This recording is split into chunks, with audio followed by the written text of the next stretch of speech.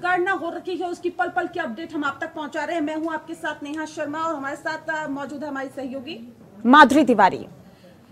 और आपको अपडेट दे देते हैं। फिलहाल आपको बता दें कि जो अपडेट निकल के सामने आ रखी है, फिलहाल रुझानों पर शिवराज सिंह का बयान आया है और बताया जा रहा है कि मध्य प्रदेश के मन में पीएम मोदी है। ये कहा है शिवराज सिंह चौहान ने, हम बहुमत की सरकार बनाएंगे। तो ये बड़ी जानकारी, बड़ी खबर आप तक पहुंचा रहे हैं, जहां पर देखिए शिवराज सिंह चौहान का बड़ा बयान सामने आ गया है। हम बहुमत की सरकार बनाएंगे, शिवराज सिंह चौहान का ये बयान सामने आया। बड़ी जानकारी, बड़ी खबर आप तक पहुंचा रहे हैं। हमने किसानों गरीबों के लिए काम किया है, शिवराज सिंह चौहान ने कहा है।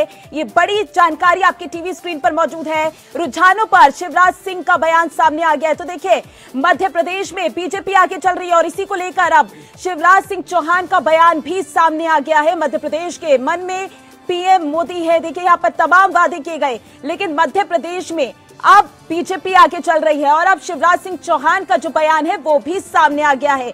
उन्होंने अपने बयान में कहा है कि हम बहुमत से सरकार बना रहे हैं, हमने किसानों गरीबों के लिए काम किया है। शिवराज सिंह चौहान ने ये अपने बयान में कहा है। आपको बता दें कि 4 राज्यों के आज रुझान आना शुरू हो गए हैं। आज रिजल्ट घोषित हो जाएगा, लेकिन उससे पहले रुझान जो सामने आ रही है, शिवराज सिंह चौहान का भी उसको लेकर बयान सामने आ गया है। मध्य प्रदेश में मन में पीएम मोदी है, शिवराज सिंह चौहान ने कहा।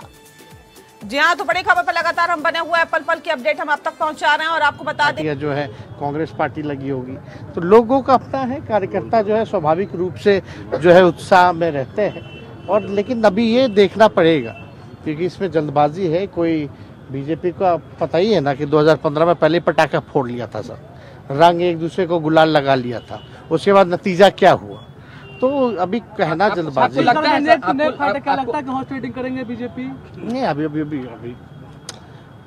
पहले कर चुकी है, इसमें कोई सवाल ही नहीं है। सब लोगों ने देखा है, अभी क्या होता है उस पर हम लोगों को थोड़ा लगता है देखना पड़ेगा। परिणाम आएंगे उसके बाद तोड़ मरोड़ की राजनीति भी शुरू होगी, इधर उधर विधायकों को खरीदने, इधर भागा दौड़ी जैसी स्थितियां भी होंगी। कोई नई बात तो है नहीं, भाजपा ने पहले भी करके दिखाया। एक अंतिम सवाल तेजस्वी जी, जीतन राम मांझी ने कहा है कि सरकार में आए तो शराब चालू कर देंगे, क्या कहेंगे? जीतन राम मांझी ने कहा सरकार में आएंगे तो सरकार शराब चालू कर देंगे। आएंगे नहीं।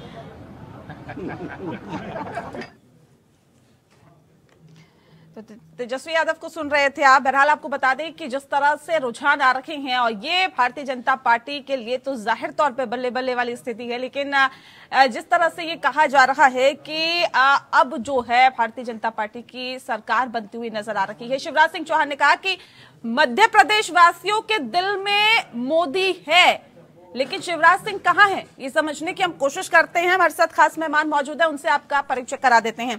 इस वक्त हमारे साथ कुलदीप मलिक जी हैं, कांग्रेस के नेता हैं। मनोज पंडित जी हमारे साथ है, भारतीय जनता पार्टी के नेता हैं। तपन भारती जी हमारे साथ है, वरिष्ठ पत्रकार हैं।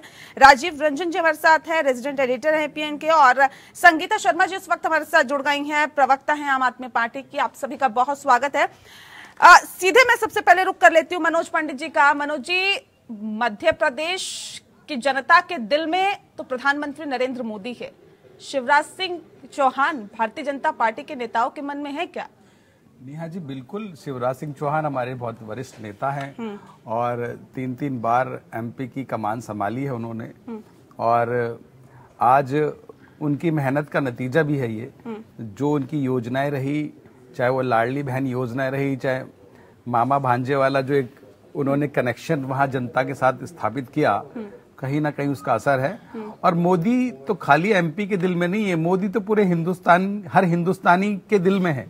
और इस बात को आज साबित भी कर दिया वहां के लोगों ने। तेलंगाना में तो नहीं दिखाई दे रही। तेलंगाना में ठीक है, तेलंगाना में भी हम लोग बढ़त में हैं और वहां भी काफी चीज, देखिए वहां पे हमारा वोट ऑफ परसेंटेज भी बढ़ रहा है, वहां पे हमारी सीटें भी बढ़ रही है। पर तेलंगाना की राजनीति आप देखिए केसीआर के हाथ से निकल गई है, क्योंकि केसीआर का जो गेम वहां चल रहा था वो बंद हो गया। वहां मोदी की मैं बात कर रही हूँ, मन में है, दिल में है, हर जगह है, लेकिन तेलंगाना में और छत्तीसगढ़ में क्यों नहीं है?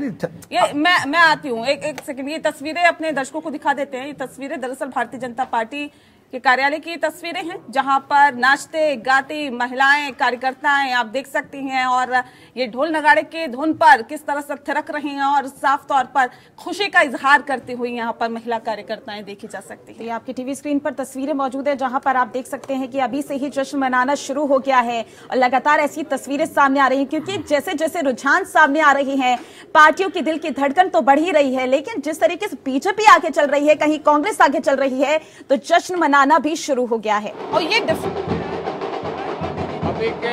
अभी जो मतगणना हो रही है उसके जिस तरह से परिणाम आ रहे हैं, भारतीय जनता पार्टी के प्रचंड विजय का शंखनाद हो चुका है, इसलिए सारे भाजपा कार्यकर्ता गुजरात के सभी उत्सव मना।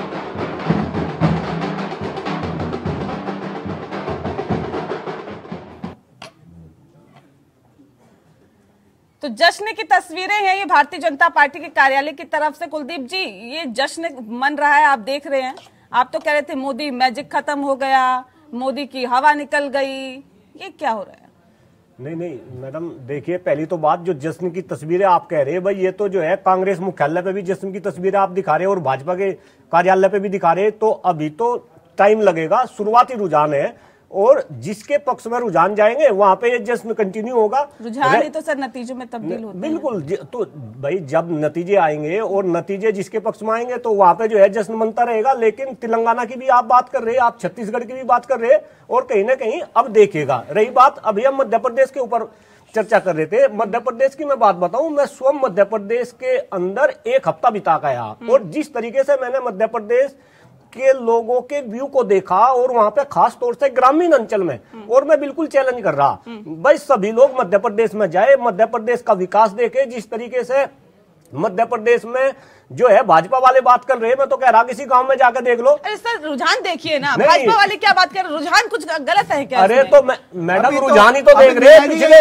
ये थोड़ी देर में ईवीएम की बात बोलने लगेंगे, पिछले 10 साल से हम तो ईवीएम में कुछ गड़बड़, आखिरी तक उम्मीद है। हाँ नहीं, इनको लग रहा है कि ईवीएम में कुछ गड़बड़ है, अब देखना थोड़ी देर बाद बोलना चालू कर देंगे। ईवीएम की दिक्कत है? नहीं, ईवीएम में गड़बड़, ये ईवीएम में गड़बड़ की बात कौन करने लगा भाई? आप करेंगे ना थोड़ी देर बाद। मुझे लग रहा है कि रुझान जब नतीजे में तब्दील होने लगेंगे तो आप एक ही बात बोलेंगे कि नेहा जी मुझे लग रहा है कुछ ना कुछ गड़बड़ है, क्योंकि आप अपनी कमियों पे ठीक, एक बात बताओ, आप राजनेता हो या ज्योतिषी हो, मैं क्या बोल दूंगा, आपको कैसे पता भाई? आप कैसी बात कर रहे हैं? हम आपको समझ रहे हैं, आप यहाँ ज्योतिषी की बात कैसे कर सकते हैं? क्या बोल दूंगा? आज तो आप रंगी बीजेपी वाला पहन के आए हैं। हाँ, बस इस बीजेपी वाले रंग पे भी नेहा मैडम अभी भी ये बात हो रही थी और मैं आपको ये बात बता दूं। हाँ नहीं, मैं बताऊंगा, पेटेंट की बात नहीं है, भगवा कलर का पेटेंट है क्या? ज्यादा लोग, ज्यादा बीजेपी के लोग ही पहनते हैं इसको, तो इससे ये साबित होता है कि आप ये सनातन का रंग है। आप बताइए मुस्लिम क्यों नहीं पहनते इसको? सनातन भारतीय जनता पार्टी का पेटेंट की बात है,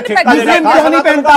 मुस्लिम क्यों नहीं पहनता? पूरे देश का मुस्लिम है क्या? नहीं, आप क्यों नहीं पहन सकते? पेटेंट की बात बता रहे हैं। गलत ट्रैक में मेरी बात सुनो, ये बात आपने 2 बार कह ली और मैं आपको एक बात बता दूं, मैं जब घर से चला, अभी भी मैंने ये बात बताया था, मैं जब घर से चला तो मेरा माली गार्डन में काम कर रहा था और खुद उसने मुझे ये बात कहा, नुको सर आप वहां पे स्टूडियो में जा रहे हैं और आपने भगवा कलर की जो है शर्ट डाल दी, इतना बड़ा संकेत है। इन भारतीय जनता पार्टी वालों ने इस देश को इस तरीके से बांट दिया, इन्होंने रंग भी बांट दिया, ये ठीक नहीं है, बात समझने की है। नहीं देखिए, आप लोग कह रहे हैं ईवीएम की जो दिक्कतें हैं वो शुरू हो जाएगी, में क्यों जा रहे? ठीक है, मैं कह रहा नहीं, आप सरकार चली, 18 वर्षों में अच्छा काम हुआ, जितना अच्छा काम माननीय शिवराज जी ने किया, जितना अच्छा काम डबल इंजन की सरकार ने किया, जितना अच्छा काम संगठन ने किया, उसका आशीर्वाद आज मध्य प्रदेश की जनता ने दिया। राजस्थान में भी आ रहे हैं आप लोग और छत्तीसगढ़ में भी आगे चल रहे हैं।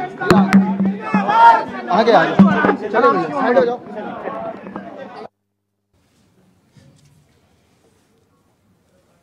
तो देख सकते हैं कहीं पर कांग्रेस कार्यालय में जश्न की तस्वीरें हैं तो कहीं भारतीय जनता पार्टी के कार्यालय में जश्न की तस्वीरें लगातार सामने आ रही हैं आपके टीवी स्क्रीन पर, जहां आप देख सकते हैं कि बीजेपी कार्यालय से भी ऐसी तस्वीरें सामने आई हैं जहां पर देखिए रुझान आ रहे हैं, अभी नतीजे नहीं आ रहे हैं लेकिन जश्न मनाना शुरू हो गया है।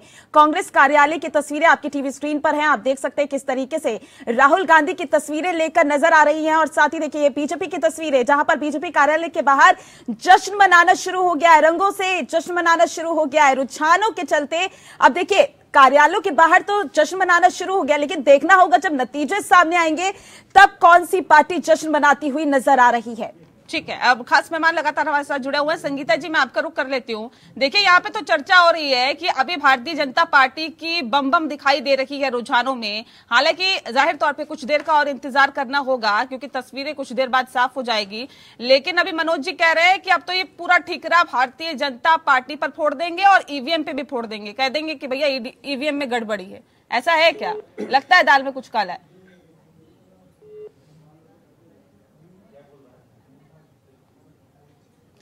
चलिए, लगता है संपर्क टूट गया है। एक बार फिर से हम संपर्क साधने की कोशिश करते हैं। तपन जी भी हमारे साथ जुड़े हुए हैं, राजीव जी भी जुड़े हुए हैं। राजीव जी, जो स्थितियां फिलहाल दिखाई दे रही है, जो रुझान फिलहाल दिखाई दे रहे हैं, ये किस ओर संकेत कर रहे हैं? देखिए, जिस तरीके से रुझान है, निश्चित तौर पर इन रुझानों को अगर जो परिणाम में बदलने लगेंगे तो निश्चित तौर पर कहा जा सकता है कि बीजेपी बढ़त में। लेकिन ये बात साफ है कि बीजेपी ने जिस तरीके से सोचा था कि सब चीज उसको प्लेट में सजा सजाया और मिल जाएगा, बहुत आसानी से जीत हो जाएगी, वो हुई नहीं। क्योंकि कांग्रेस ने भी कांटे की टक्कर दे रखी है। छत्तीसगढ़ में जो बार बार मानते थे कि छोटा सा राज्य है और छत्तीसगढ़ में तो जीत उनको ऐसे ही मिल जाएगी, लेकिन छत्तीसगढ़ जहाँ 90 सीट है, वहाँ बराबर आगे पीछे की स्थिति बनी हुई है। वही हालत यहाँ मध्य प्रदेश में भी बनी हुई है। हालांकि 199 सीटों पर जब चुनाव हो रहे हैं, 200 सीटों में से, उनमें 100 सीटों से ज्यादा जरूर बढ़त मिली हुई है। लेकिन ऐसा नहीं है कि बीजेपी पूरी तरह से एकदम से बहुमत में या सीधे तौर पर जीत उसको बड़े प्लेट में सजा मिल रहा है। कांटे की टक्कर वहां भी मिल रही है। कारण ये जो भी हो, लेकिन हालांकि ये जरूर कहा जा सकता है कि जो अपने ही दलों की जो गलती है, यानी अपने संगठन की जो गलती है, वो सामने उनके आ रही है। और यही कारण है कि कांग्रेस थोड़ा सा पिछड़ती नजर आ रही है। बड़े शौक से इन लोगों ने इंडिया गठबंधन बनाया था, लेकिन इंडिया गठबंधन के सारे बंधनों को उन्होंने आपस में बांधा नहीं, एक दूसरे से बिखरते रहे। कई बार एक दूसरे के खिलाफ बयानबाजियां भी दिखी। जहां जहां उन्हें जरूरत थी जिन पार्टियों को, उन पार्टियों को लेकर साथ नहीं आ सके। यही कारण रहा कि इस तरह से जीत से दूर होते जा रहे हैं। हालांकि मनोज जी बार बार ये ईवीएम और अलग अलग बातें कह रहे हैं, विषय से विषयांतर ले जाने की जरूर कोशिश कर रहे हैं। लेकिन ये बात साफ है कि अलग अलग राज्यों में काम जरूर कांग्रेस ने किया है, लेकिन जीत मिलना न मिलना वो अलग बात है। लेकिन ये जरूरी है कि लड़ाई अच्छी लड़ी गई थी और कांग्रेस ने मध्य प्रदेश में हो या यूं कहें राजस्थान में हो, राजस्थान में हालांकि सत्ता में ही थे, सत्ता में कई काम किए, लेकिन उनके बीच के जो आपसी गुटबाजियां थी वो उन्हें दूर करती चली गई। और ये गुटबाजियों का फल, इन गुटबाजियों के मुद्दे को हवा जरूर बीजेपी ने दी और उसके बाद लोगों तक जाहिर किया कि जो आपस में नहीं बन पा रहे हैं, जो आपस में सत्ता की खींचतान में पड़े हुए हैं, वो जनता का क्या लाभ करेंगे। और यही उनके जनता के मन में भी बात चली और जनता के मन में ये बात घर कर गई। निश्चित तौर पर कि जो पार्टी आपसी खींचतान में ही पड़ी है, वो किस तरह से उन लोगों का लाभ कर पाएगी। हालांकि कई और भी मुद्दे हैं, जो लाल डायरी का मुद्दा था वो भी उछल कर आया। इसके अलावा बागियों ने जो अगर देखा जाए कि जिन लोगों को टिकट नहीं दिया गया वो निर्दलीय या तो निर्दलीय वहां चुनाव लड़ रहे हैं या बीजेपी के खेमे में जाते हैं उनको चुनाव लड़ रहे हैं, वो एक बड़ा डैमेज किया कांग्रेस को राजस्थान में। इसी तरह से अलग अलग राज्यों में देखा जाए, अगर छत्तीसगढ़ में देखा जाए, छत्तीसगढ़ में खासतौर पर यह था कि छत्तीसगढ़ जब निर्माण हुआ वो आदिवासी बहुल राज्य कहा गया था। हालांकि बीजेपी उससे दूर होती चली गई, जिसके चलते जो बघेल ने वहां सरकार भी बनाई।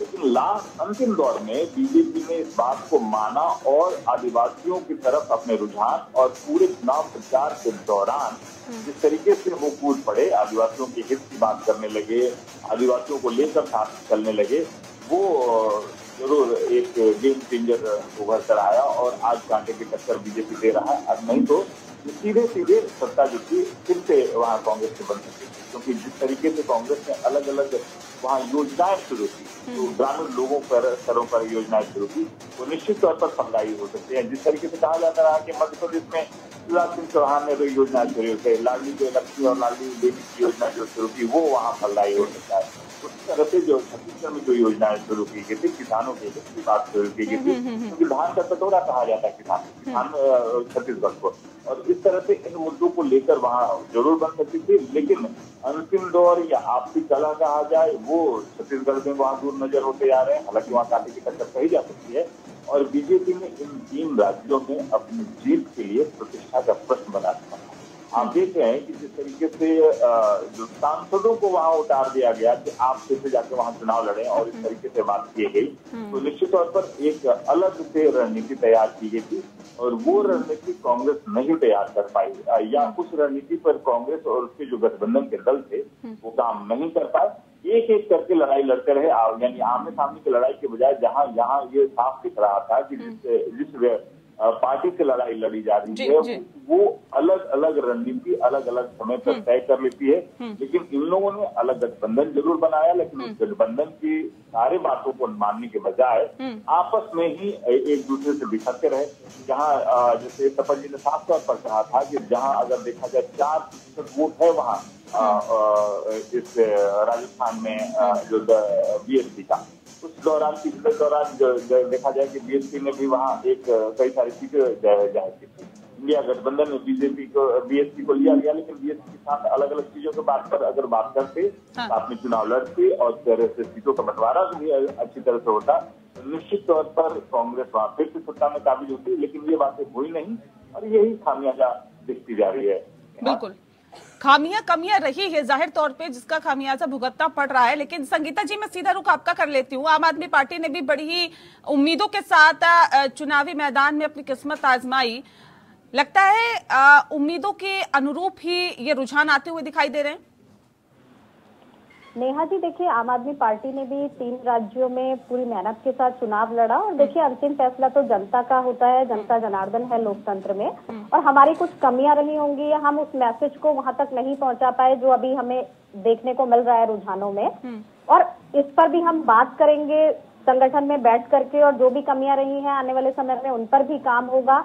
और जिस तरह से आम आदमी पार्टी एक बहुत ही छोटे समय में राष्ट्रीय पार्टी बनी है, तो जनता हमें जिस तरह से पसंद कर रही है, तो राष्ट्रीय पार्टी की एक जिम्मेदारी है कि जो नीतियां, जो काम हम जनता के लिए करना चाहते हैं उसके लिए हमें चुनाव में जाना पड़ेगा, और उसी के तहत हम 3 राज्यों में हमने चुनाव लड़ा, और जो भी परिणाम होगा नेहा जी वो सर माथे है, और उस पर फिर विचार मंथन होगा और आगे किस तरह से और मेहनत करनी है इस पर बात होगी। और लेकिन हमारी प्रक्रिया जो है वो सतत आगे भी जारी रहेगी, और हम अपने मॉडल को पूरे देश में पहुंचाने की लगातार कोशिश कर रहे हैं और आगे भी वो जारी रहेगी। जिस तरह से हमने यूपी में देखा चुनाव हुआ, हमने गुजरात में चुनाव लड़ा तो 13% वोट मिले, अभी भी राजस्थान, मध्य प्रदेश और छत्तीसगढ़ में जो भी है हमारा वोट परसेंटेज बढ़ेगा, वहाँ हमारा संगठन और बढ़ेगा चुनाव के द्वारा। जहाँ भी हम जीत करके आगे आएंगे, जो भी सीट हमें मिलेगी उस पर जब हम काम करेंगे तो वो मैसेज एक जनता तक कन्वे करने की कोशिश करेंगे। यहाँ पे तो नहीं हो पाया वो मैसेज कन्वे जनता तक। देखिए नेहा जी, अभी ये रुझान है, अभी आगे क्या होगा परिणाम आना बाकी है, और देखिए जो भी चीजें हैं, जो भी हमारी कमी रही, मैंने कहा हमने पूरी कोशिश की और पूरी मेहनत के साथ चुनाव लड़ा 3 राज्यों में, ठीक है। लेकिन जो भी कमियां रही उस पर विचार मंथन होगा कि आखिर हमारी क्या कमी रही जो हम उसे परिणाम में, जीत में तब्दील नहीं कर पाए। ठीक है तपन जी, क्या इस चुनाव को 2024 से पहले का सेमीफाइनल कहा जाए क्या? निश्चित तौर पर नेहा ये सेमीफाइनल ही है, और इसीलिए बीजेपी ने पूरी ताकत लगा दी थी। एक बात का मुझे ये है कि जिस तरह आम आदमी पार्टी ने गुजरात में अपनी पूरी ताकत झोंक दी थी, कुछ विधायक भी उनके चुने गए, और जो वोट परसेंटेज में जो उनका इजाफा हुआ उससे बीजेपी को बहुत लाभ हुआ। कांग्रेस की जगह बीजेपी को ज्यादा सीटें मिली और आसानी से 2/3 बहुमत से बीजेपी वहां से निकल गई थी। छत्तीसगढ़ में वो काम नहीं कर पाई क्योंकि मनीष सिसोदिया जेल में, बहुत सारे आम आदमी पार्टी के ऊपर बीजेपी का हमला चल रहा था। तो मुझे लगता नहीं है, पिछली बार तो 0.5% आम आदमी पार्टी को वोट परसेंटेज मिला था, और बीएसपी और समाजवादी पार्टी के भी वोट परसेंटेज में कमी आने की संभावना है, ये शाम तक हमें पता चल जाएगा। बीजेपी ने सीएम फेज का भी ऐलान नहीं किया, वो छत्तीसगढ़ हो या राजस्थान या मध्य प्रदेश हो, उन्होंने बीजेपी को आगे रखा, कमल निशान को आगे रखा। कुछ ऐसी संभावना लग रही थी, कुछ लोगों को ऐसा लग रहा था कि राजस्थान में वसुंधरा राजे को देरी से लाने का नुकसान कहीं होगा बीजेपी को, लेकिन परिणाम जो आ रहे हैं, रुझान जो आ रहे हैं, उससे ऐसा लगता है कि वसुंधरा राजे ने कमान संभाल लिया और एंटी कॉम्बेंसी का फायदा बीजेपी वहां उठा रही है। लेकिन ये फायदा छत्तीसगढ़ में बीजेपी को नहीं मिल रहा है। वहां तो महादेव ऐप का भी खेल हुआ। महादेव का जो केस जो चल रहा था, जिसमें मुख्यमंत्री के ऊपर इल्जाम है कि उनके पास भी पैसे पहुंचे, लेकिन लगता है कि जनता ने जो सरकारी स्कीम है वो सरकारी स्कीम का कहीं न कहीं असर था, जो महादेव के प्रचार का कोई ज्यादा नुकसान कांग्रेस को हुआ नहीं।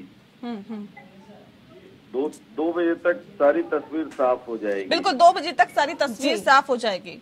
जी ठीक है, कुलदीप जी भी हमारे साथ जुड़े हुए हैं। कुलदीप जी, क्योंकि बार बार सीएम गहलोत की ओर से ये कहा जा रहा था कि जो रोटी पलटने का रिवाज है इस बार बदलेगा, लेकिन रुझान कुछ और ही कह रहे हैं। जी जी बिल्कुल सही कहा मैडम आपने। और ये गहलोत जी की तरफ से ही नहीं, जितने भी कांग्रेस जन है सभी को ऐसा लग रहा था कि जो रिवाज है मध्य प्रदेश के अंदर कि भाई 5 साल में मध्य प्रदेश के लोग कांग्रेस को पलट देते हैं, इस बार कहीं ना कहीं वो रिवाज, मध्य प्रदेश में नहीं सर, राजस्थान में, हाँ, तो राजस्थान में ऐसा लग रहा था कि ये रिवाज चेंज हो जाएगा। लेकिन रुझानों से ऐसा लग रहा कि शायद रिवाज चेंज नहीं होगा, वहां पे भाजपा जो है अपनी सरकार बना सके। लेकिन मैं आपको एक बात बता दूं, ऐसा कोई निश्चित नहीं, ये केवल रुझान है। अभी थोड़ा सा हमें और जो है वेट करना पड़ेगा। कैसी बातें कर रहे हैं, रुझानों से ही तो पता चलता है ना नतीजे। नहीं मैडम, कई बार ऐसा भी हो जा कि रुझान अभी कुछ आ रहे और बाद में ये रुझान पलट भी जाते हैं। पूर्व में भी ऐसा हुआ। और आप मध्य प्रदेश और राजस्थान की बात कर रहे हैं, आप तेलंगाना जैसे राज्य को भी देखो, वहां पे कोई नहीं सोच सकता था कि कांग्रेस इस तरीके से जो है बढ़त में आएगी। आप छत्तीसगढ़ की भी बात करो। इतने में खुश हैं आप? नहीं, एक बात बताओ भाई, खुश तो वो तो दिल मांगे मोर वाली बात है, जितना मिल जाए उससे भी ज्यादा जो है एक्सेप्टेशन होगी। लेकिन जिस तरीके से बहस चल रही अभी सब बहस की बात नहीं है ना सर। ये बताइए, राजस्थान में अगर आपको मुंह की खानी पड़ रही है तो इसकी मुख्य वजह क्या है? नहीं, अगर मुंह की खानी पड़ रही तो इसमें कहीं न कहीं भारतीय जनता पार्टी जो चुनावों के अंदर जो धर्म की बात करने लगती है, जो राजनीति की बात करने लगती है, नहीं देख रहे हैं नहीं मैडम, यहाँ पर देखिए फिर आप वही आरोप लगाने लगते हैं। नहीं, हम कमी तो हमारी है ना भाई। हम भारतीय जनता पार्टी वाले जो जाति धर्म संप्रदाय की बात करने लगे, अब तक हम उसका तोड़ नहीं निकाल पाए। अगर हम उसका तोड़ निकाल पाते तो शायद इस तरीके के रुझान हमें देखने को मुझे बताइए, उसका तोड़ क्या निकाला? जो पूरे 5 साल सियासी ड्रामा राजस्थान की जनता ने देखा, राजस्थान से लेकर मानेसर तक जो नापा गया, बिल्कुल उसका सियासी तोड़ आप लोगों ने क्या निकाला? मैं आपकी बात से सहमत हूँ, उसका भी रिजल्ट कहीं ना कहीं जो है रिफ्लेक्ट हो रहा। लेकिन साथ ही साथ चूंकि अब रुझान हमारे पक्ष में नहीं, इस तरीके की बात होने लगी। अगर रुझान हमारे पक्ष में होते, नहीं हो रही थी। अगर रुझान हमारे पक्ष में होते तो आप ऐसी बात भारतीय जनता पार्टी पड़ेगा, आप भारतीय जनता पार्टी वालों से भी ऐसी बात करते। क्या लास्ट के 6 महीने जो एड़ी चोटी का जोर आप लोगों ने लगाया, नहीं लगता अगर ये 5 साल लगाया होता तो वो रिवाज क्या, पता नहीं कितने रिवाज आप लोग बदल देते हैं। मैं आपको एक बात बताऊं, ऐसा कुछ नहीं है। मध्य प्रदेश में आप जाओ, आप वहां पे भ्रमण करो, लोगों से मिलो। मैं राजस्थान की बात कर रही हूँ, आप फिर मध्य प्रदेश में पहुंच जाते हैं। मैं जहाँ की बात कर रही हूँ उसका जवाब दीजिए ना। नहीं, आप अभी राजस्थान, मैं राजस्थान की बात कर रही हूँ। कहा कौन मध्य प्रदेश से मानेसर कौन गया था सर? ठीक है, अगर आप राजस्थान की बात कर रहे हैं, आप राजस्थान की अगर आम जनता से बात करेंगे, जिस तरीके से वहां पे जो है गहलोत जी ने काम किया, तो वो भी अपने आप में जो है काबिले तारीफ है। आप तो जाओ, बीजेपी वाले कहते हैं गहलोत जी काम करते थे, पायलट जी करने नहीं देते थे। पायलट जी बैठ जाते थे धरने पर, मानेसर तक पहुंच जाते थे अपने विधायकों को लेकर। वहाँ 24 जनपद पे 10 जनपद पे बीजेपी वाले क्या कह रहे हैं तो बीजेपी वाले जानेंगे, इसमें तो मैं कुछ कर नहीं सकता। तो सर वो तो सियासी ड्रामा जनता ने देखा। नहीं, तो जनता ने देखा तो अगर 5 साल सर तनातनी चली, लेकिन जब चुनाव आए तो सब कुछ ठीक हो गया, लेकिन वो भी काम नहीं आया सर। मैडम बिल्कुल आपकी बात से सहमत हूँ। तनातनी चली और तनातनी चली, हो सके उसी का ये परिणाम अब कांग्रेस वालों को भुगतना पड़े। आगे कांग्रेस वाले भी मंथन करें। तो आप मानते हैं कि कांग्रेस पार्टी की ही गलती है? क्यों भाई? चलिए मान लिया आपने, बात गलती मानने या मानने की नहीं है, ये तो रिजल्ट दिखा रहे हैं जी। मेरे मानने से क्या होगा, एक बात बताओ। लेकिन अगर यही रिजल्ट आज हमारे पक्ष में आ जाते तो क्या फिर भारतीय जनता पार्टी वालों से भी भाई तनातनी तो इनमें भी चल रही थी। 12 मुख्यमंत्री जादू की छड़ी थी आपके पास, ये मुख्यमंत्री ऐसी कौन सी जादू की छड़ी थी आपके पास? जब जनता के लिए आपने काम नहीं किया, जब आप क्लास में पढ़े नहीं, तो आप कैसे कहेंगे कि मैं पास हो जाऊंगा? जब आपने जनता के बीच काम नहीं किया तो आप कैसे उम्मीद करेंगे कि आप जीत जाएंगे चुनाव? आप पूरे 5 साल तो लाल डायरी और आपके अशोक गहलोत और सचिन पायलट का झगड़ा खत्म नहीं हुआ, और जब चुनाव आया तो दोनों में मित्रता हो गई। ऐसी कौन सी चीज थी? इससे ये साबित होता है कि ना आपकी कथनी करने में फर्क है। आप राजनीति करते हैं सिर्फ व्यक्तिगत लाभ के लिए, आप जनता के लिए राजनीति नहीं करते। कुलदीप जी, लाल डायरी का मसला इन्होंने देखिए उठाई दिया, लाल डायरी का मसला। राजेंद्र गुड़ा, ये मुख्यमंत्री कहते हैं अगर वो नहीं होते, राजेंद्र गुड़ा नहीं होते तो हम मुख्यमंत्री नहीं बन पाते। वही राजेंद्र गुड़ा को पार्टी से बाहर का रास्ता दिखा दिया गया। वो लाल डायरी जो कांग्रेस के लिए मुसीबतें खड़ी कर गई इलेक्शन, तो यही बता रहे चुनाव के अंदर ये लाल डायरी चिल्लाते रहे। हाँ। लेकिन वो लाल डायरी खुली क्या? उसमें लाल डायरी में है क्या? ये हमें भी तो पता चले, अब खुलेगी, जनता को भी तो पता चले। जी अब खुलेगी ना। अब महादेव ऐप आया, ठीक है, लोगों ने कहा जी चुनाव है, आपको पहले क्यों नहीं नजर आया, आप क्यों कर रहे हैं इसको आप, ठीक है, कोई बात नहीं, एक चीज खत्म हो गई। क्या प्रक्रिया खत्म हो जाएगी? क्या जांच बंद हो जाएगी? जांच चलेगी, जांच अभी भी चलेगी। 1.5 साल से मसला चल रहा था। अभी लाल डायरी का देखिए, आप निपट जाने दीजिए, लाल डायरी का पूरा केस चलेगा। जो एप्लीकेशन का जो पूरा मसला है वो 1.5 साल से चल रहा था। ये बताइए मुझे, इस पे लगाम कौन लगाएगा, केंद्र सरकार या राज्य सरकार? बिल्कुल केंद्र सरकार लगाएगी। क्यों नहीं लगाए? अरे भाई आप देखिए, जांच होती है, निहायती जांच के तरीके से की जाएगी। अब आम आदमी पार्टी की हालत देखिए आप, अब आम आदमी पार्टी की हालत आप देख लीजिए। राजीव जी कुछ कहना चाह रहे? राजीव जी, मनोज जी ये बात कह रहे हैं जांच की बात, किस जांच की बात कर रहे हैं? हर बार जब जाते हो बीजेपी के बारे में तो जाहिर है कि वो तो ऐसी मशीन है जहां बाहर रहते तो जांच होते, आते हैं तो जांच खत्म हो जाती है। तो मनोज जी इस बात जरूर कह रहे हैं जांच की, और कैसी जांच की बात कर रहे हैं? नहीं अब आप चुनाव की बात तो भूल ही जाते। नहीं मैं बात दूसरी बात, मैं ये बात आपसे वो अलग बात में कह रहा हूँ। रही बात की जिस तरीके से कांग्रेस को ये बात जरूर समझना पड़ेगा कि आखिर उन्होंने विपक्ष की भूमिका निभाई या नहीं। बात जरूर है कि वहां सत्ताधारी दल है वहां राजस्थान में, लेकिन राजस्थान में सत्ताधारी दल होने के बाद भी अगर वो अपने फिर से सत्ता पे काबिज नहीं होते हैं तो ये जरूर उनको अपने आत्मचिंतन आत्ममंथन की जरूरत है। जिस तरीके से उन्होंने इंडिया गठबंधन की बात कही, तो गठबंधन की सभी नीतियों के आधार पर अगर चलते तो जरूर उन्हें एक बल मिलता और साथ साथ वो कई चुनाव जीत सकते थे, लेकिन वहां वो हो नहीं रहा है। यही एक बात है कि क्या 2024 के लोकसभा चुनाव में भी इसी तरह से बिखरते नजर आएंगे, ये बात साफ है कि लेकिन आत्मचिंतन जरूरी है। और रही बात बीजेपी की, बीजेपी ने कई ऐसे सत्रों पर काम किया है जिसको लेकर वो बार बार जनता के सामने जाती है और जनता उस बात को बिल्कुल सराहती भी है और इस तरह की बातें होती हैं। वही कुछ स्थितियां जरूर ऊपर नीचे हो रही हैं, जहां अगर देखा जाए तो छत्तीसगढ़ में जरूर ऊपर नीचे स्थितियां हो रही हैं, लेकिन छत्तीसगढ़ में ये भी जारी है कि जिस तरीके से रुझान आ रहे हैं कांग्रेस के हाथ से सत्ता बिखरती नजर आ रही है। ये बात साफ है। आगे अलग अलग अपने अपने मुद्दे हैं जरूर जो सामने होते रहेंगे। जी ठीक है। कुलदीप जी, संगठन में कमी रह गई, कहाँ कमी रहेगी, कहाँ आपको लगता है कि दिक्कतें रही जिस वजह से? हाँ मैडम, मैं आती दिखाई पड़ रहे हैं, वो प्रभावित दिखाई पड़ रहे हैं, क्योंकि नरेंद्र मोदी जी ने इन 10 सालों में जो परिक्रमा की पॉलिटिक्स को उसको पछाड़ करके परिश्रम को परिणाम में परिवर्तित करने वाले माहौल को खड़ा किया है। और इसमें जनता उन्हीं के साथ है जिन्हों की परिक्रमा की पॉलिटिक्स से दूर परिश्रम और परिणाम को प्राथमिकता देते रहे। रिजल्ट जो भी आएगा, लेकिन मैं इतना मानता हूं कि मोदी जी ने इन 10 सालों में जो देश की सियासत में सकारात्मक सुधार और सकारात्मक संस्कृति में सुधार और परिवर्तन लाके खड़ा किया, उसका पहले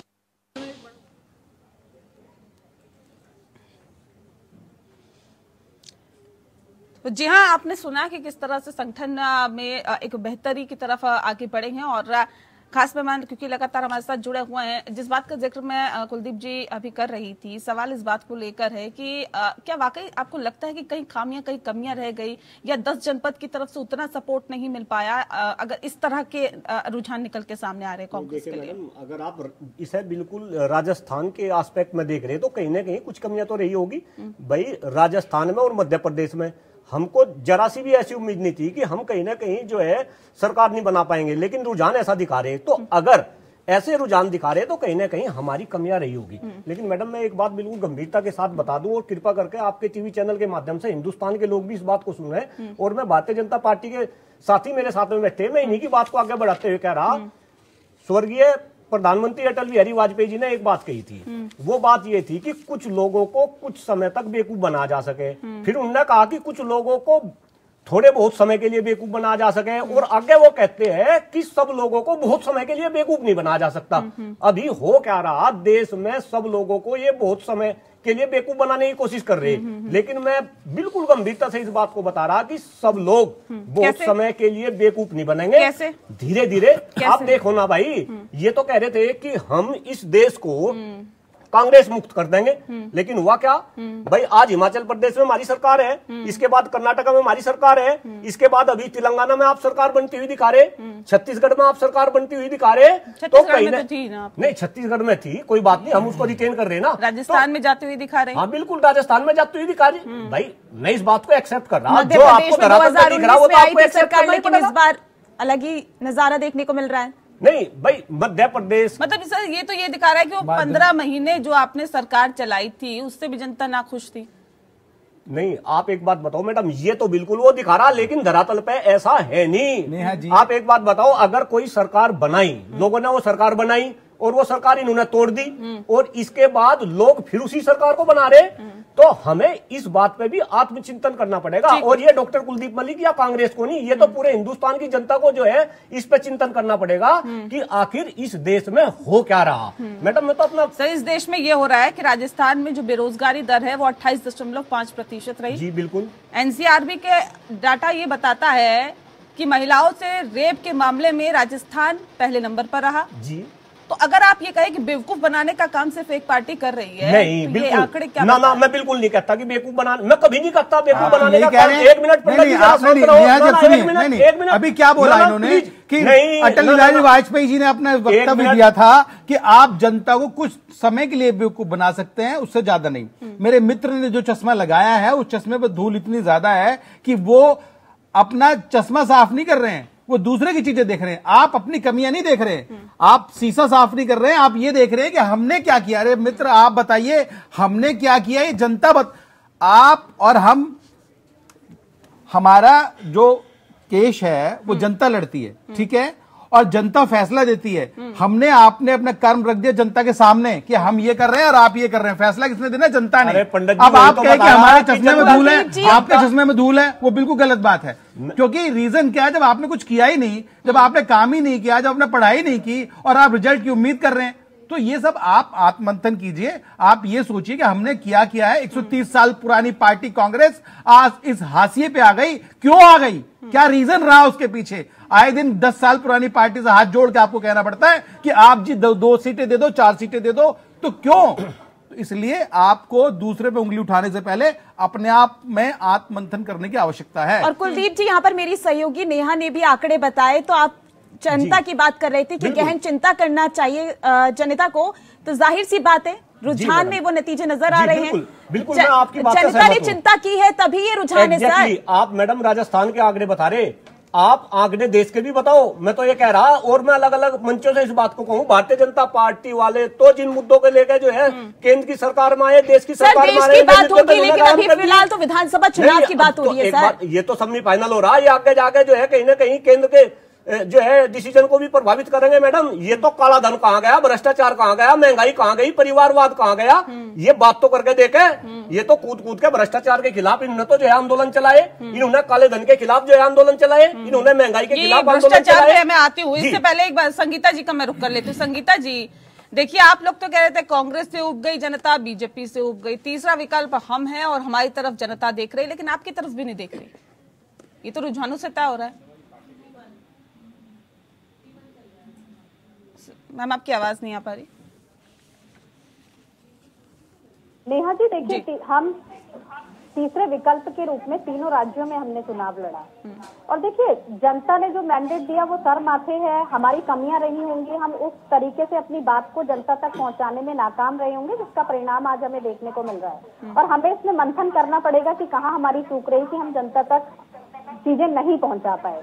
और ऐसा नहीं है कि इतने कम समय में यहाँ 2 बड़ी पार्टियां बैठी हुई हैं नेहा जी। बीजेपी को एक लंबा वक्त लगा राजनीति में अपने पैर पसारने के लिए, पैर बिठाने के लिए एक लंबा समय बीता, और कांग्रेस तो शुरू से है ही राजनीति में, लेकिन आम आदमी पार्टी एक ऐसी पार्टी बन करके आई कि जिसने बहुत ही कम समय में 2 राज्यों में अपनी सरकार बनाई और हमारे सांसद, हमारे विधायक, हमारे नगर निकाय अलग अलग राज्यों में भी हैं।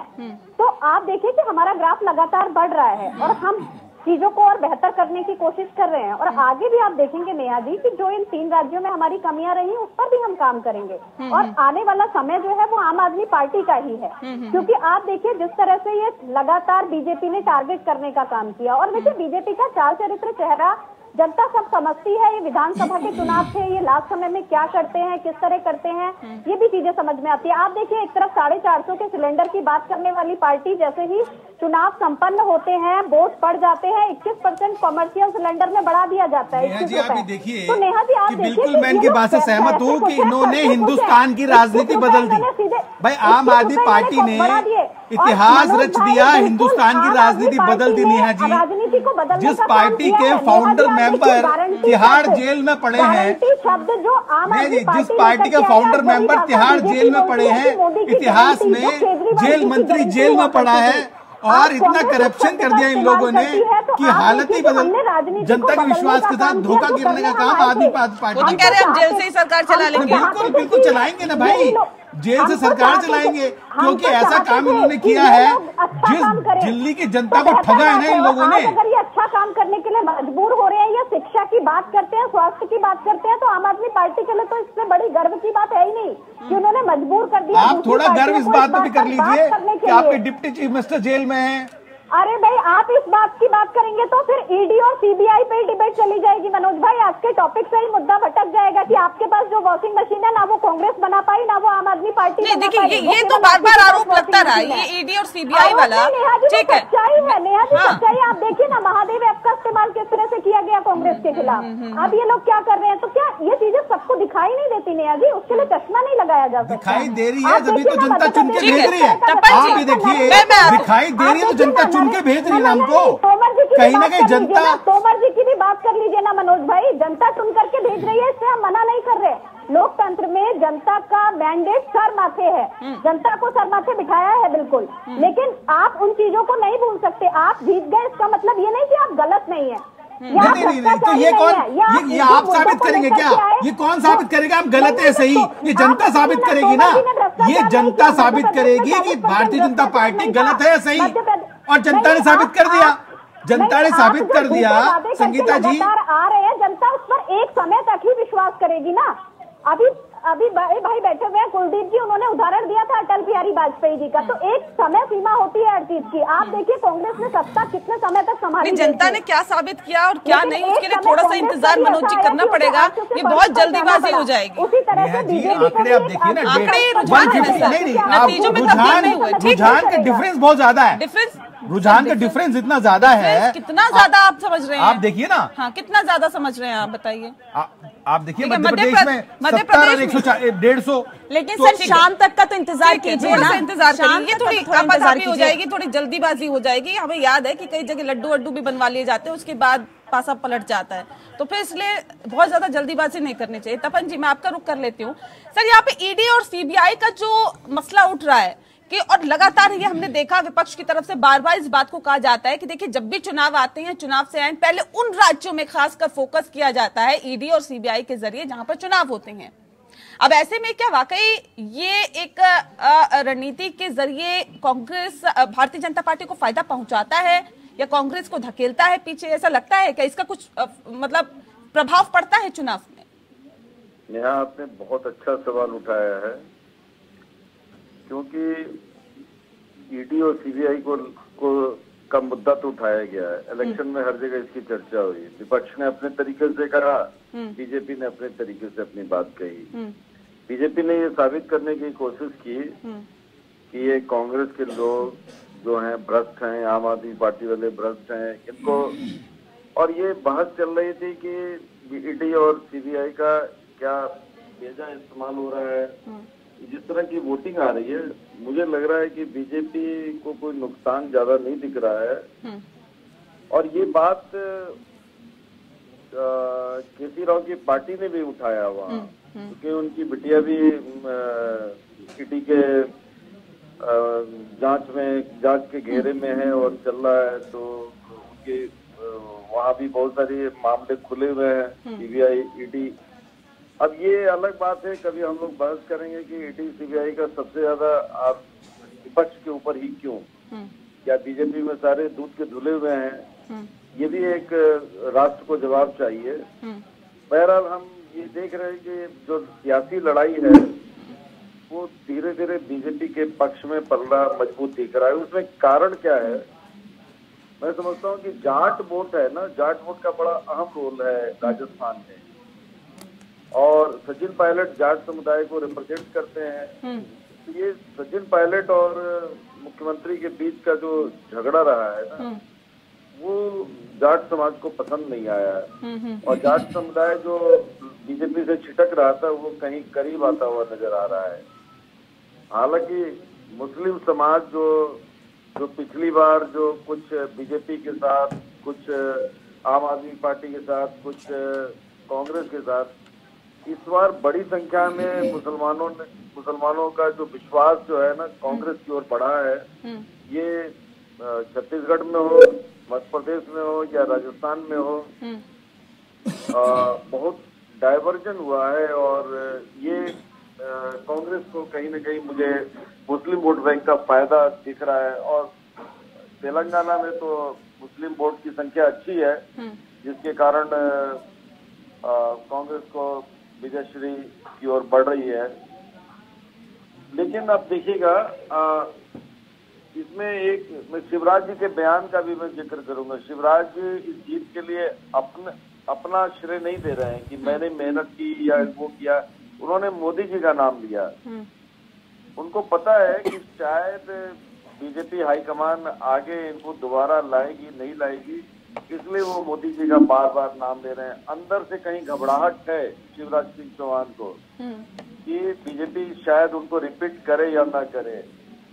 आने वाला समय बताएगा कि शिवराज सिंह चौहान को मौका मिलता है या नहीं मिलता है। फिलहाल वो मोदी जी को पूरा श्रेय देने का प्रयास कर रहे हैं कि वो जो मीडिया के जरिए आप जितने भी नेता आ रहे हैं ना मीडिया के सामने बोलने।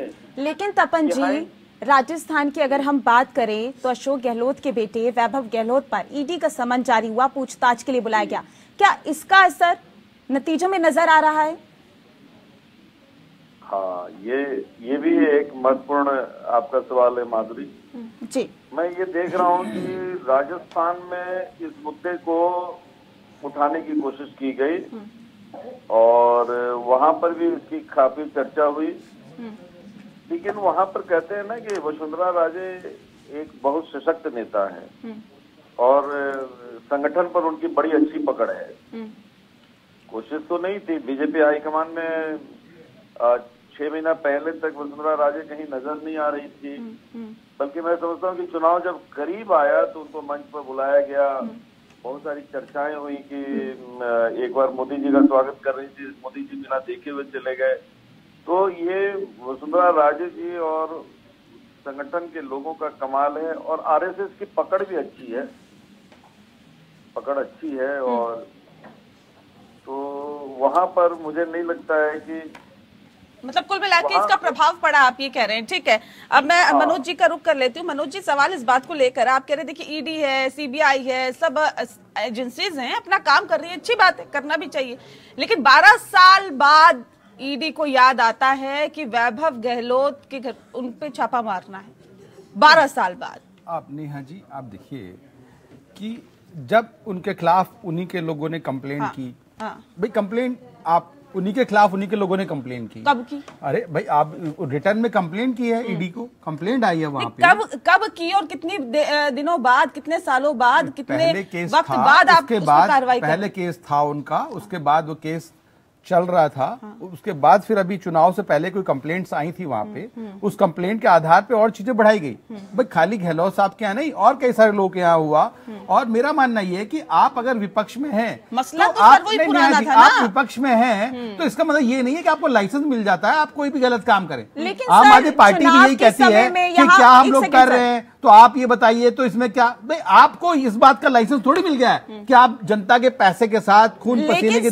सर, चुनाव के समय में यहाँ वोटिंग चल रही है, वहाँ पूछताछ के लिए बुलाया जा रहा है, तो तो ये माधुरी जी कौन डिसाइड करेगा? एजेंसी डिसाइड करेगी ना एजेंसी भाई। इसी आप समय ये पे बताइए, decide करिए एजेंसी सर। डिसाइड नहीं गए तो ठीक है, कह रहे कोई बात एजेंसी नहीं। आप लोगों अगर की उनके कंट्रोल लॉयर की ने तरह कह काम दिया करती कि भाई है। आपने किस हैसियत से बुलाया, ठीक है, डिपार्टमेंट जवाब देगा किस हैसियत से बुलाया, किस हैसियत से नहीं बुलाया, ठीक है ना। नहीं मेरा कहते मान पश्चिम बंगाल में चुनाव होते हैं तो ममता बनर्जी के परिवार को परेशान किया जाता है, मध्य प्रदेश में चुनाव होते नेहा हैं, जी, आप अगर मुझे आपकी बताइए। सरकार है तो कोई दिक्कत नहीं, छापेमारी नहीं होगी। नेहा जी, आप मुझे बताइए, जब आपने कुछ गलत किया ही नहीं तो परेशान कौन करेगा आपको? सर चुनाव से एंड पहले तो डिस्टर्बेंस होती है ना। नहीं तो ठीक है ना, आप बताइए, आप जवाब दीजिए, डिपार्टमेंट को जवाब दे दीजिए कि ठीक है भाई चुनाव के बाद हम लोग करेंगे, आप समय तो दीजिए हमें। पर लेकिन किसको उठा के जेल में डाल दिया, किसके साथ?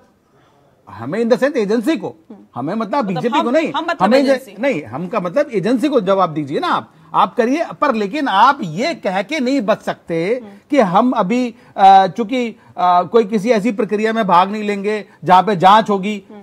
जांच किसके? इंडी गठबंधन में कितने 29 लोगों के खिलाफ जांच है, चाहे वो लालू परिवार हो, चाहे और जितने भी परिवार जुड़े हैं सबके पास जांच है। और आप ये देखिए समाजवादी पार्टी भी अधूरी नहीं है। और क्या हुआ राजस्थान में, अखिलेश यादव ने बोला ना, रुझान देख लीजिए ना, एक बार फिर से नजर मारिए रुझानों पर, और जो छत्तीसगढ़ के रुझान है उसकी तरफ भी नजर मारिए। उसके साथ साथ आपने जो आरोप लगाए महादेव सट्टेबाजी जो एप्लीकेशन थी, वो पीसीएस घोटाला, जिसमें आपने कहा कि नेताओं के जो बच्चे हैं उनकी सीधी भर्ती हो रही है, अधिकारियों के बच्चों की सीधी भर्ती हो रही है, शराब घोटाला ये भी छत्तीसगढ़ का मामला था सर, चावल घोटाला ये भी छत्तीसगढ़ का मामला, एक लंबी फहरिस्त देखिए हम तो तैयारी के साथ आए। गोबर घोटाला, गोबर और गोईठा घोटाला, इसके साथ साथ खदान की ढुलाई घोटाला, ऐसे बहुत सारे घोटालों के आपने आरोप लगाए थे। नतीजा क्या है ये तो आपके सामने दिख रहा है। देखिए मैं नेहा जी आरोप नहीं लगाए, अभी हमारी नीति, हमारे नेता और हमारी नीति ये है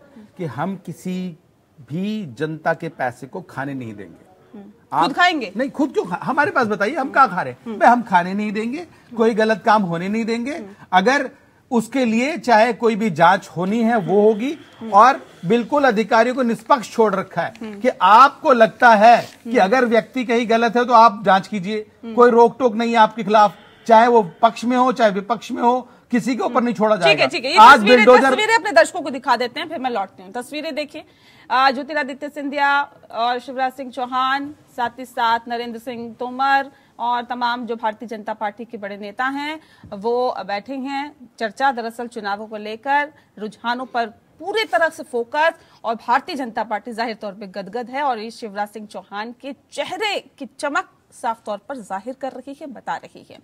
ज्योतिरादित्य सिंधिया, आपको याद होगा कि इससे पहले जब चुनाव हुए थे, चुनाव के थोड़े दिन बाद ही वो भारतीय जनता पार्टी में आ गए थे। 15 महीने की महज सरकार चल पाई थी, और उसके बाद तमाम विधायकों के साथ भारतीय जनता पार्टी का दामन थाम लिया था, केंद्र में मंत्री बन गए, और ऐसे में पूरी मशक्कत यहां पर की मध्य प्रदेश में चुनाव जिताने के लिए, तमाम रैलियां की, तमाम जनसभाएं की, लोगों को संबोधित किया और अपने पक्ष में माहौल बनाने की पूरी तरह से कोशिश की।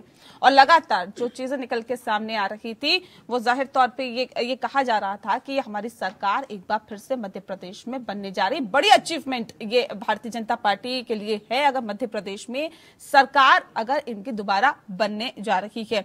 ठीक है, मैं सीधा अब रुक कर लेती हूँ राजीव जी आपका। राजीव जी, क्योंकि ये कहा जा रहा है कि मध्य प्रदेश में तो चलिए सरकार बनती हुई दिखाई दे रही है, रुझान हालांकि नतीजों में तब्दील होंगे, नजर हमने भी बना रखी है, लेकिन मैं सर एक बार फिर से तेलंगाना चलती हूँ। तेलंगाना की अगर हम बात करें तो सर AIMIM, क्योंकि ये किंग मेकर की भूमिका में हमेशा अक्सर देखी जाती है, यहां तो मामला गड़बड़ ही नजर आ रहा है, क्योंकि ये आरोप लगते रहे कि ये तो भारतीय जनता पार्टी की बी टीम है। अब क्या मुस्लिमों ने भी नकार दिया क्या? देखिए, जिस तरीके से तेलंगाना की अगर हम बात करें, तेलंगाना में स्पष्ट तौर पर था कि जब तेलंगाना का गठन हुआ उसके दौर में सत्ता में किस हिसाब से आई, संगठन क्या बना, वो जाहिर है। लेकिन अब वहाँ इस तरीके से, जिस तरीके से मुस्लिमों की अगर बात करें कि AIMIM के पक्ष में मुस्लिम उतने नहीं आ पाए जितने कांग्रेस ने अपने तरफ उनको खींचा। कांग्रेस को वहाँ बहुत जिस तरीके से मिल रही है वो साफ तौर पर है कि AIMIM का जो करिश्मा था, जो अलग अलग मुस्लिमों को, मुस्लिम दलों को अपने साथ लेते थे, मुस्लिम समुदाय को अपने साथ लेते थे, वहाँ ये विस्तार हुआ नजर आया। यानी साफ तौर पर है कि कांग्रेस के तरफ में मुस्लिमों का रुझान जो बड़ा था वो ज्यादा, उसका नतीजा वो साफ दिख रहा है कि यहाँ वोटों में तब्दील होना, ये बात दिख रही है। हालांकि कुछ देर पहले अभी जो अश्विनी वैष्णव ये अभी संबोधित करेंगे, उसमें जरूर देखना होगा कि क्या किस तरीके से वहाँ पार्टियों का अलग अलग रुझान है, जो तस्वीरों में देख रहा हूँ, ये जाहिर होगा। लेकिन ये जरूर है कि तेलंगाना की जब हम बात कर रहे हैं तो तेलंगाना में ये स्पष्ट तौर पर कहा जा सकता है कि जो करिश्मा था या जिस तरीके से रुझान की गई थी एआईएमआईएम की तरफ से, वो वहाँ उनका वो सिक्का नहीं चल पाया और लोग वहां से दूर होते गए। ठीक है, तो जाहिर तौर पे कुछ ऐसी कमियां खामियां रखी है।